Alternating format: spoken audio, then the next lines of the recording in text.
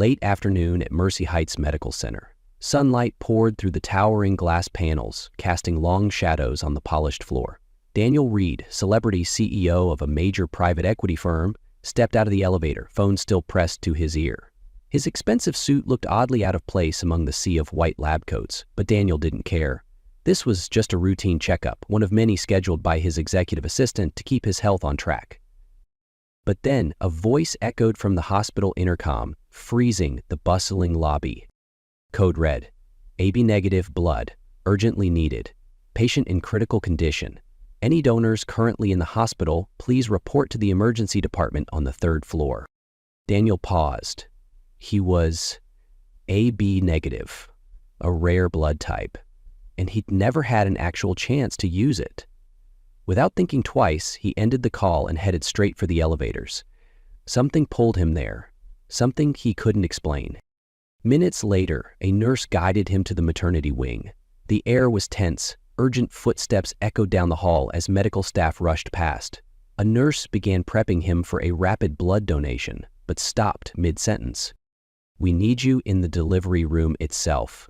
The mother is hemorrhaging. Your blood type is her only chance. Daniel nodded, rolling up his sleeve, no hesitation. But when the delivery room doors swung open, his world collapsed. Amara Cole, the woman writhing in pain on the birthing table, sweat and tears streaking her face, was the same woman he had once loved and walked away from without a single explanation. Exactly 9 months ago. Monitors beeped rapidly. A doctor hovered over the first newborn, resuscitating the baby. Another nurse was urging Amara to push again. Blood soaked the sheets beneath her. Amara opened her eyes, and when they locked onto Daniel, terror turned into pure fury. "Get out!" she screamed, her voice cracking with pain and betrayal. "Get the hell out of here!" Daniel stood frozen, but the doctors wouldn't let him leave. They needed his blood. "You're her only hope," one of them said. "If we don't act now, she won't survive." Amara heard it. Her eyes closed, tears slipped out, and for the first time in months, something broke inside Daniel. Guilt, sharper than he'd ever known. One of the babies cried. The doors shut behind him, and all Daniel was left with was the echo of Amara's scream, and the first cry of children he didn't even know were his. 9 months ago, New York was entering one of its gentlest autumns in years. Leaves floated down onto the brownstone steps of Brooklyn, where a charity fundraiser for public schools was in full swing. Inside the brightly lit hall, among expensive tuxedos and elegant gowns, Amara Cole was carefully balancing a tray of hors d'oeuvres. She didn't belong here, and she knew it. A public school teacher in the Bronx, Amara had volunteered to help out for the evening. She wasn't expecting anything, until her elbow knocked a glass of red wine, and it spilled straight across her dress. "Oh no!" Amara gasped, scrambling to cover the stain. But before she could flee, a man stepped in, offering her a napkin with a gentle smile. "Looks like you could use a rescue." It was Daniel Reed. Sharp eyes, well-kept hair, and a calm presence that was both disarming and magnetic. He didn't smile with arrogance like most wealthy men she'd met. He looked like he genuinely cared. Their story began with a spilled glass. Then came coffee the next day, a walk through Central Park, and late nights filled with conversations about everything from children's books to childhood trauma. Daniel told her his father had left when he was 5. Amara shared stories of her mother working 2 jobs to raise 2 daughters on her own. 2 different worlds, but they understood each other. Daniel hadn't laughed so much in years, and Amara, for the first time in a long while, allowed herself to dream about a man who could be a husband, maybe even a father. Everything unfolded naturally, no labels, no declarations of love, but the intimacy between them felt inevitable. Until Amara found out she was pregnant. Her hands trembled as she held the test. Tears welled in her eyes, not from fear, but from a fragile hope that maybe this could be their new beginning. That night, she went to Daniel's penthouse. He had just returned from a business trip in Miami, tired and reserved as always. Amara wrapped her arms around him and whispered, "I have something to tell you." He nodded, expression unreadable. When she said the words, "I'm pregnant," Daniel stood up instantly. No yelling, no reaction, just a chilling, heavy silence. "Are you sure?" "Very sure." "Okay, I think you should do whatever's best for you." No concern, no offer of support, just cold detachment. Then he disappeared into his bedroom, leaving Amara frozen on the couch. The next day she texted. No reply. She called, no one answered. After a week, his assistant, polite but robotic, sent her an email. "Mr. Reed is not available for personal correspondence at this time. Thank you for your understanding." And that was the end. Amara carried the pregnancy alone. Through the nausea and dizziness of the first trimester, she kept teaching, still helping kids learn their letters. She hid her belly under oversized sweaters, bought baby supplies quietly, and signed up for maternity insurance. No Daniel, no call, no questions. She cried, of course, but eventually the tears ran out. She promised herself, if her child had to grow up without a father, then at least it would have a mother who never walked away. The air in the delivery room was thick, like a storm trapped behind glass. The sounds of suction machines, fetal heart monitors, Amara's cries, they merged into a terrifying chaos that pulsed through every corner. Daniel stood frozen at the threshold. His sleeve was still rolled up, the imprint of the tourniquet still visible on his arm. His body was here, but his soul was unraveling. He had mastered boardrooms, led billion-dollar deals, but right now, he couldn't move an inch toward the woman he had destroyed. Amara lay on the delivery table, soaked in sweat and blood, her eyes wide with a pain that reached beyond physical. She saw him instantly, and in that moment her expression wasn't one of a woman giving birth, but one of someone betrayed to the bone. "Get out!" she screamed, voice breaking with agony and disgust. "Get the hell out, Daniel!" The nurse looked to the doctor. The doctor turned to Daniel. "We need his blood. She's losing too much." "I don't care," Amara shouted again. "Don't let him near me." Daniel opened his mouth, perhaps to apologize, to explain, but nothing came out. Everything he had ever orchestrated, every boardroom he'd ever controlled, meant nothing in the face of her rage. Blood was pooling beneath the sheet. One baby had already been delivered, not crying, pale. Doctors worked frantically to restore its fragile heartbeat. Amara, drifting in and out of consciousness, never took her eyes off Daniel. "Do you even know what you did?" she whispered, not screamed now, but shattered. "You left me, you left your child, and now you want to be the hero?" Daniel stepped back. The doctor nodded to the nurse, who spoke quietly. "You need to come in, every second matters." Daniel inhaled sharply and crossed the threshold.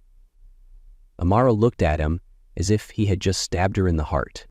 "I hate you," she whispered. "I wish you never came." A soft cry broke through the tension. One of the babies had begun to whimper. A nurse carried the infant aside, gently cleaning and swaddling it. Daniel didn't know if it was his son or daughter. All he knew was that something inside his chest tightened with unbearable pressure. He wasn't allowed to touch, wasn't allowed to come close.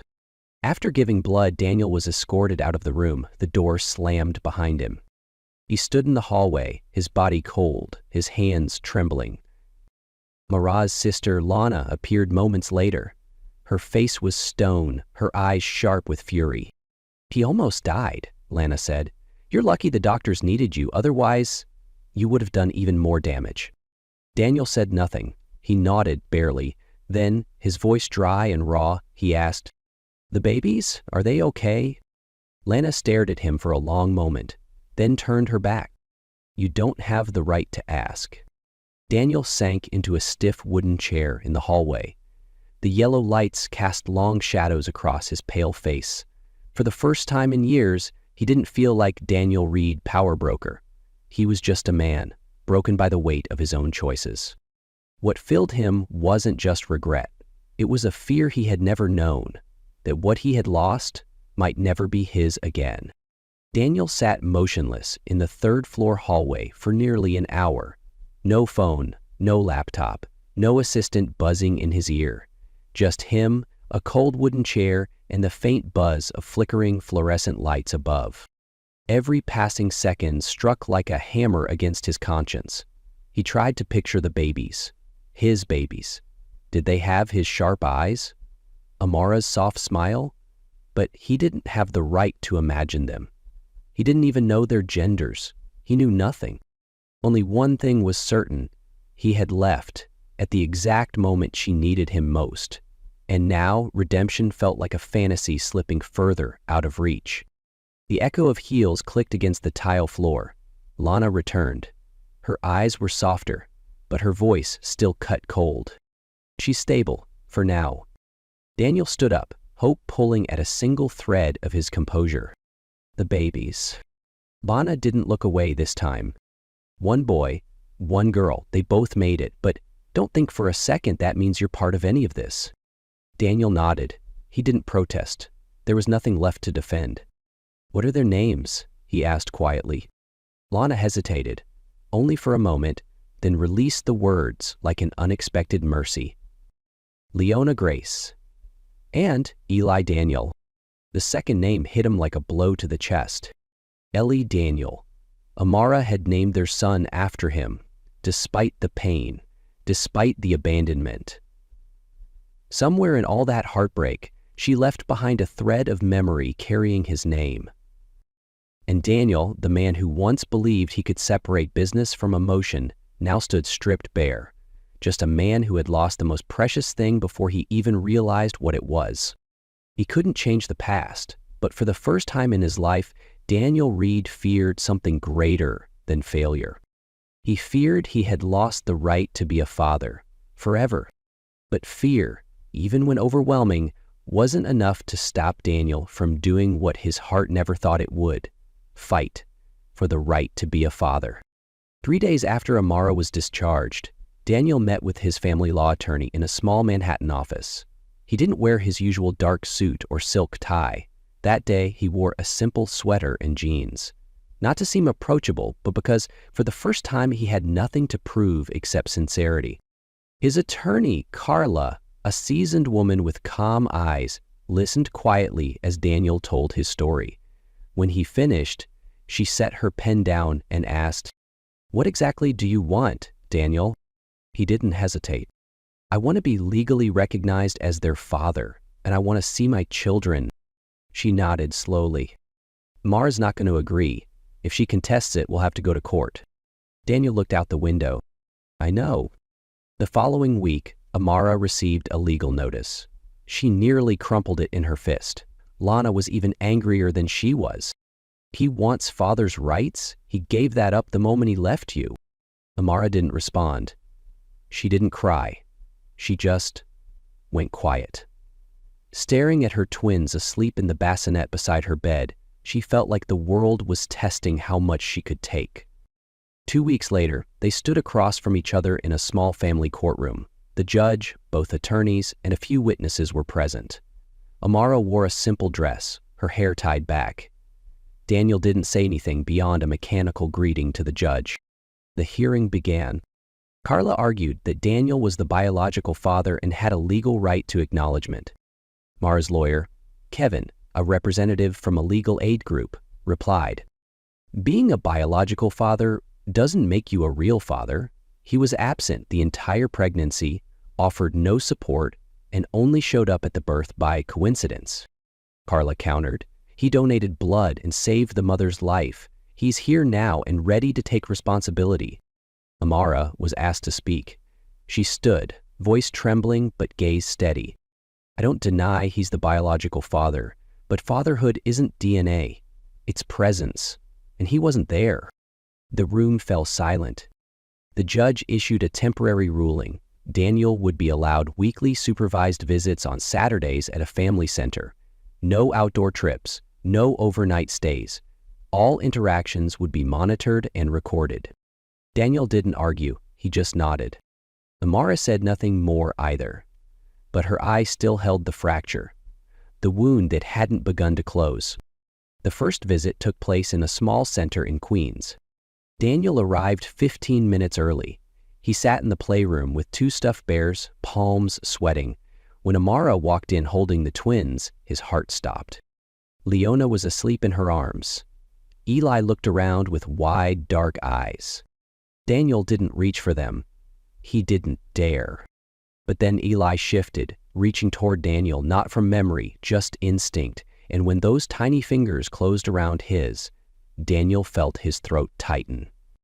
He had signed million-dollar deals without blinking, but a single touch from his son made him want to cry. Amara said nothing, but for the first time in months, she looked at him not with rage, but with the eyes of someone asking, could this man still make something right? But Daniel knew better than anyone. Supervised visits didn't make him a father.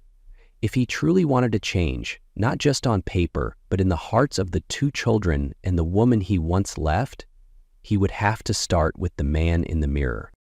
Saturday visits with the twins became Daniel's new heartbeat. He counted the days, the hours, for those brief moments with Leona and Eli. But deep down he knew, a few hours a week wasn't enough, not to be a father, and certainly not enough to repair what he had broken. One late night, after the third visit, Daniel sat alone in his penthouse. In the warm glow of a corner lamp, he stared at a photo of Amara smiling at that long-ago charity event, the only picture he hadn't been able to put away. Then he stood, stepped out onto the balcony. The city sparkled beneath him, but inside, there was only stillness. The next morning, he emailed Carla. I want to start over. Not in court, in myself.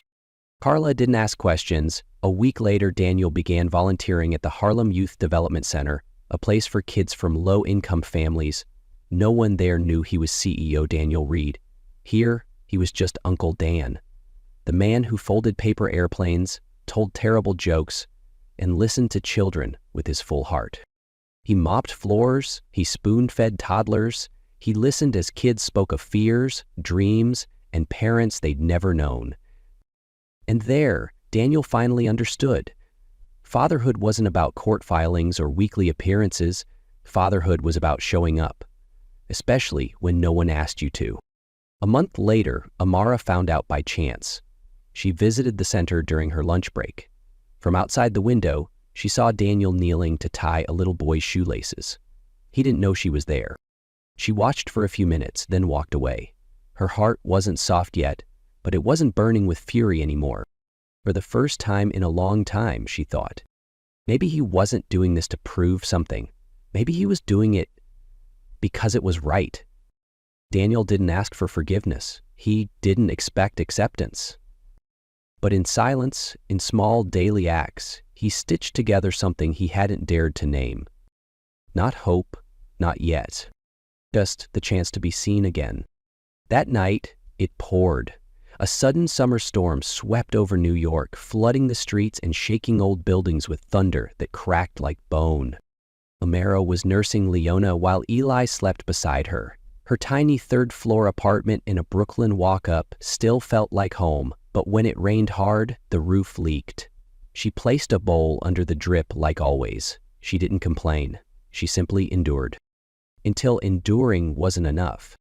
A sudden pop came from the kitchen outlet, a flash of sparks, then smoke curled up the wall. Flames caught the curtain in seconds. Amara screamed. Leona in her arms, Eli crying now, no time to think. She clutched both children and ran. By the time she made it to the first floor, the stairwell above was already glowing red. Leona arrived first at the hospital. The second person was Daniel. He nearly burst into the ER after hearing the news from Lana. His shirt was soaked, and when he saw Amara sitting on a bench, face smudged with soot, arms around the twins, he didn't say a word. He just sat beside her. No, are you okay? No, I'll handle everything. He was just there. After a while, Amara spoke, her eyes fixed on the floor. It's all gone, Daniel nodded. I know. I don't have a home. I don't have anything. You have them. And you're still here. She turned to him, eyes red but not from anger this time, just exhaustion. "You didn't have to come." He was quiet for a long time. "But I needed to stay." Days later, the city placed Amara and the twins in temporary housing. Daniel didn't push. He didn't hover. But each day he brought small things: diapers, wipes, a pot of porridge he'd somehow cooked himself. At first, Amara left it untouched. Then, she ate. And when Eli spiked a low fever, it was Daniel who sat up all night with a thermometer, while Amara finally got a full night's sleep for the first time in months. The following week, Amara stood by the window, watching Daniel on the floor with Leona. He was making a sock puppet, terrible at it. But Leona giggled wildly. Eli crawled over, grabbing his sleeve. She held a mug of tea. Her hands weren't shaking anymore. Maybe he really had changed, not completely, but enough that she didn't feel afraid when she looked at him anymore. She stepped out of the kitchen, placed her mug on the table. Daniel looked up, surprised, but Amara simply said, "Lemsa," softly but firmly. "You can stay a bit longer, if you want." And for the first time in almost a year, Daniel felt that this tiny, imperfect space was warmer than any penthouse he had ever owned. 2 months after the fire, Daniel received a notice from the court. The supervision order for his visits had been lifted. The judge acknowledged his consistent behavior, clear commitment, and active participation. But Daniel didn't celebrate. He didn't call anyone. He just sent a quiet message to Amara. "May I visit the kids this Sunday?" No emoji, no explanation, no pressure.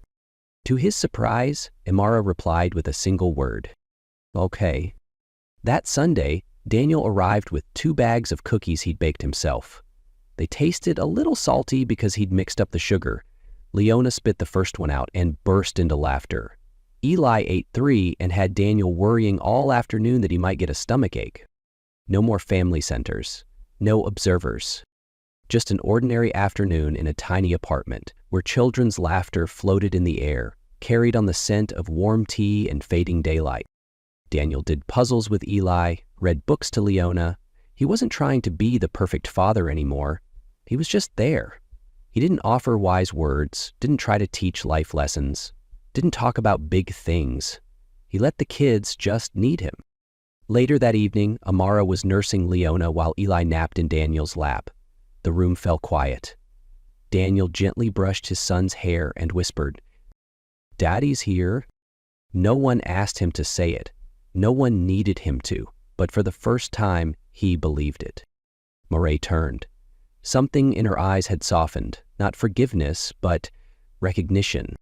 "That boy believes in you," she said softly. Daniel smiled and replied, "They're helping me believe in myself." Before leaving, he paused and asked, "Next week, may I take them to the park?" Amara thought for a few seconds, then nodded. "Bring the wipes." Daniel laughed. "I've learned to get the right kind." And just like that, not through grand gestures or perfect words, but through quiet, consistent presence, Daniel had begun becoming a father. 3 months after unsupervised visits became the norm, Daniel received an offer, a senior executive role at his firm's new Singapore branch, a rare opportunity to restructure their entire Asia investment portfolio. Once upon a time, he would have accepted in a heartbeat, no hesitation. But now, he paused. He had once had everything: reputation, power, wealth, but what he had just begun to hold after all his mistakes was the only thing that made him feel truly alive: being a father. Daniel met Amara at the park, where he took Leona and Eli every week. The kids were playing on the slide. Daniel sat beside Amara on the bench. "I've been offered a position in Singapore," he said, straight to the point. Amara looked up. Not surprised. She had always known a moment like this would come. For how long? 3 years, maybe more. "And are you planning to go?" Daniel didn't answer right away. "You lost them once," Amara said slowly. "You can't say you want to be a father and disappear again." Daniel looked at his son tugging at his giggling sister by the slide. "I don't want to go," he said quietly. Then, after a pause, For once, I want to choose something that doesn't come with a bonus. 3 days later, Daniel sent the firm an email declining the offer. No long explanation, just one line. Family matters more. A week later, when Amara came to pick up the twins after a group play session, she was met with a surprise.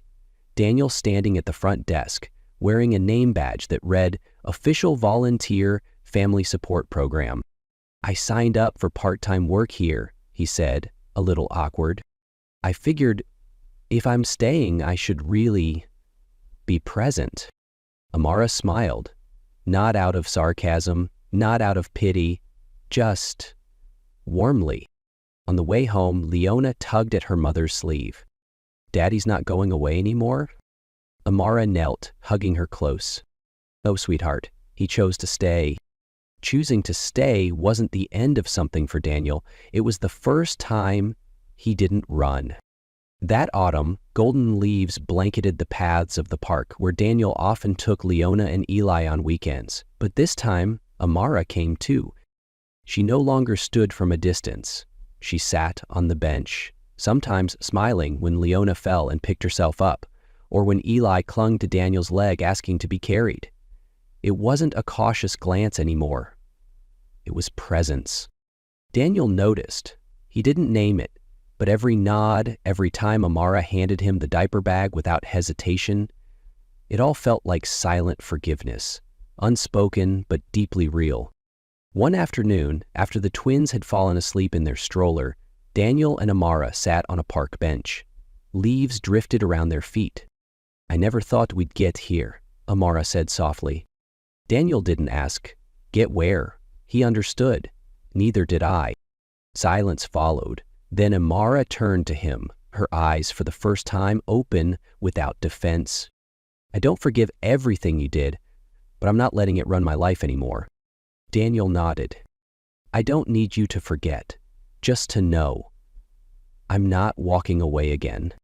Conversations became more frequent, not because they were getting back together, but because they had learned to walk side by side as parents. Daniel began taking Leona and Eli to his place one day a week, just for a few hours, then a full day, then overnight. His luxury condo gradually turned into a world of toys, scribbled drawings, and joyful noise. He no longer lived like a successful single man, but like a real father, clumsy, tired, but deeply content. At Christmas, Daniel gave Amara a special gift, a handmade photo book filled with everyday moments, from that very first visit to the day Leona called him daddy without prompting.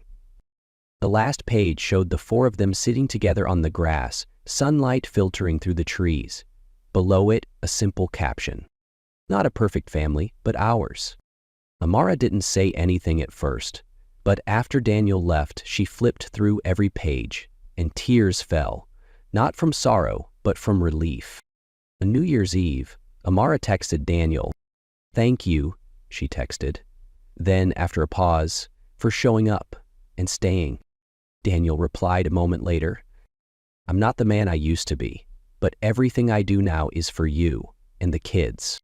And so, after the storms, through all the breaking and mending, they didn't need to say I love you to begin again.